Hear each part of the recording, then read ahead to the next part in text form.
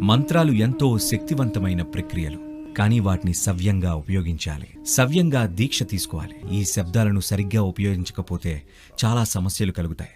గాయత్రి ఒక శక్తివంతమైన ప్రక్రియ.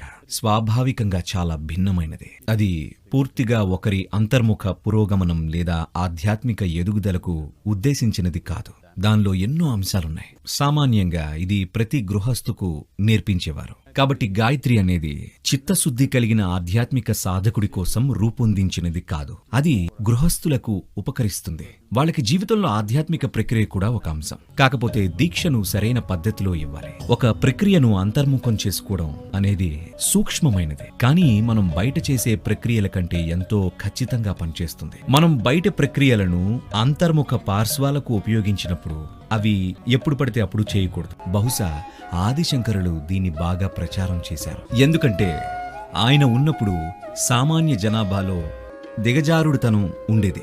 అందుకని పెద్ద సమూహాలలో నేర్పించగలిగింది ఏదైనా చేయాలనుకున్నారు. గాయత్రి ఒక ప్రత్యేకమైన ప్రక్రియ. ఇందులో ఎన్నో అంశాలున్నాయి. దాని లక్షణాలను మనం పరిగణలోకి తీసుకుంటే మన దైనందిన జీవితంలోకి అది అంతగా ఇమడడం లేదు. ఎందుకంటే అది చేయడానికి కొన్ని వస్తువులు అవసరం. కానీ అది ఈ రోజుల్లో ఎంతవరకు చేయగలమన్నదే ప్రశ్న.